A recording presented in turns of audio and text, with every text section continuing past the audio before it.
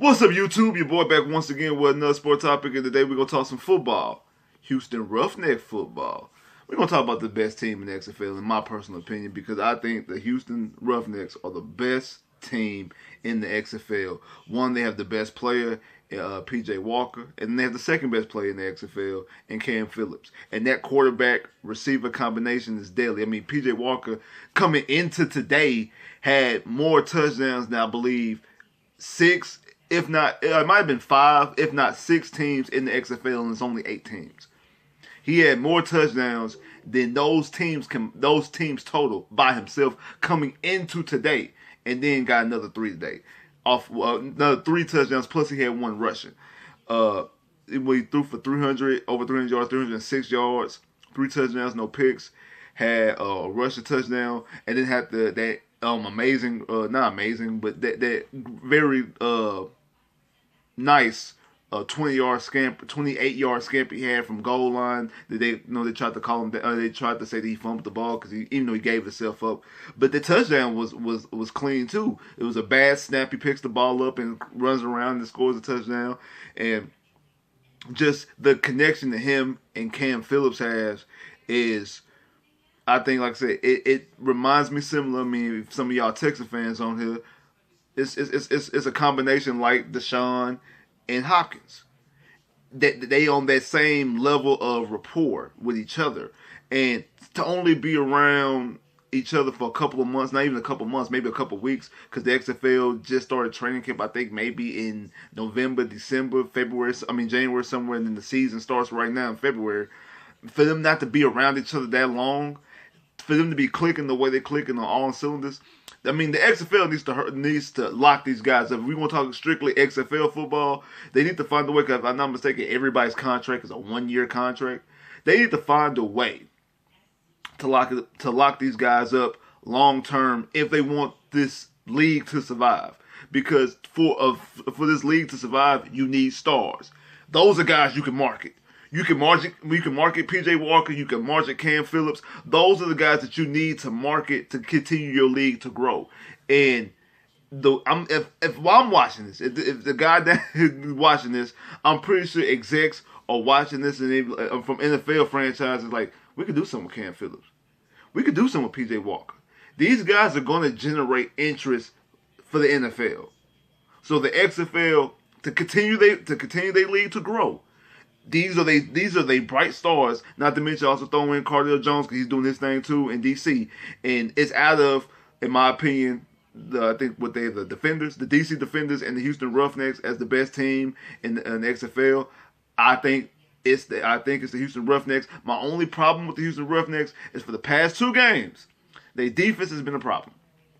Their defense has been kind of hit and miss. Now they come up big. They came up big last week when they played against St. Louis towards the end with the pick. Same thing, the exact same situation. Came up big.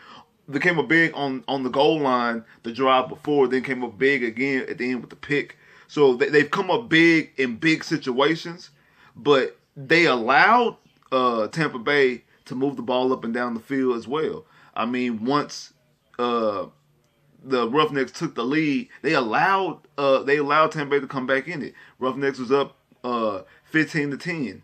Then they was up 18-10. They allowed Tampa Bay to tie it up at 18. Then the Roughnecks go up 26-18, and they allowed them to come back and take the lead 27-26. So they allowed Tampa Bay to stay in the game all throughout the game. They clamped down towards the end.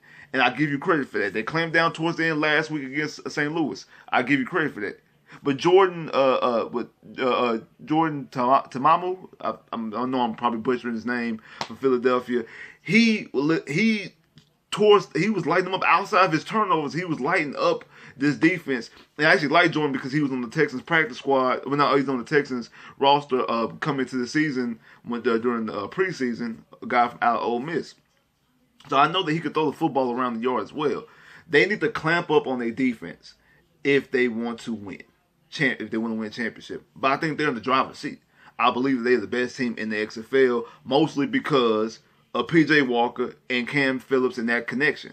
Because PJ has this uncanny way that he's breaking out tackles. Because that touchdown, the first touchdown that he had to Cam Phillips, that 84-yarder, how he's getting draped up and getting taken down and flings it, just flings it up. Cam's wide open, catches it, takes it to the house. Then the second touchdown to Cam, when Cam catches it and then bulldozes and gets his way in the end zone. Like, the way that the act that they're making plays kind of look Johnny Manziel-ish back when Johnny Manziel was at Texas A&M, like that type of running around, just making plays all over the field, type of just getting out of bad situations and making touchdowns out of bad situations, that type of situation. But from what I'm seeing, I've been watching a lot of the XFL last week, and I'm going to watch some more this week. The Roughnecks look like they're the best team. And even though this team is 0-3 in Tampa Bay and they allowed them to keep into the game, just it's out of them and the defenders, and I put a notch over them because I watched the defenders' second game, and they were decent. Their defense looks legit, but Cardell Jones didn't impress me. He impressed me more in the first game than he did last week.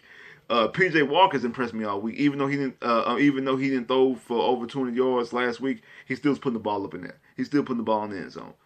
And I forgot how many touchdowns he had last week. I know Cam had 3 touchdowns, and Cam was we had PJ Walker be player of the week 1. Cam Phillips is player of the week 2. It's looking like one of them is going to be player of the week, more than likely PJ Walker, because he has 4 total touchdowns and over 300 yards. But Cam's no slouch. Cam almost had 200 yards receiving. He had like 193 off of 8 catches with 3 touchdowns. Like, this is something sparking in Houston. It's something with this XFL. They have accumulated talent. This whole run and shoot offense that June Jones has brought back to Houston. You know, he was on the Gamblers staff. If I'm not mistaken, he might have been offensive coordinator for the Houston Gamblers back in the early '80s. And that's before my time, but I do know a little bit about him. And then also he was part of the offensive coaching staff for the Oilers during the whole run shoot Warren Moon era. So him bringing that type of style, and it's clear that if for some reason it's not just the players. It seems like the Houston Roughnecks system is above and beyond even the other offensive systems in the XFL. Like, the way everybody's trying to play a little higher style offense, but it seems like their offense is even above what everybody else is doing in the XFL, and that's hardly the reason why a lot of Texas fans out there, and we need to get Jim Jones to coach their Bill O'Brien, because the way he's calling the offense is like he's even calling offense above what everybody else is doing. Like, y'all on this, everybody in the XFL offense play calling and designs on this level. His is over here. Not to mention now he also has the players to do it as well. It's a very, very, very beautiful thing to watch down here, and I'm excited. I want more. Can't wait for the next XFL game next week. If I'm not mistaken, I think they play Dallas. I think their next opponent is Dallas. But they do need to fix their defense. They need to work on their defense a little bit more. And it's funny that both Houston teams got defenses, and I think the XFL, I think the Roughnecks defense, people probably still gonna trust their defense more than the Texans because we know what's going on that team. But when it comes to the Roughnecks, I've been disappointed in the effort throughout the whole game for the last 2 games, and I'm wanting to see that maybe that game against the Wildcats when they played dominant defense down the stretch of that game, maybe it was just the ineptitude of the LA Wildcats. Maybe their offense is just that bad. Don't get me wrong, like I said, they clamped up when it was time to. In the last drive when it's time to clinch the game, they did so. But they doing the whole bend but don't break. And sometimes that bend but don't break hurts you sometimes, but sometimes you bend a little bit too much. You might not broke, but you bend a little too much that they was able to keep their head in the game longer than they should have. And now a mistake, an offensive mistake, miscue here or there, caused you to lose the game. So I'm going to do more Roughneck videos. Like, share, subscribe, comment below. Click that bell, get more videos. I holla.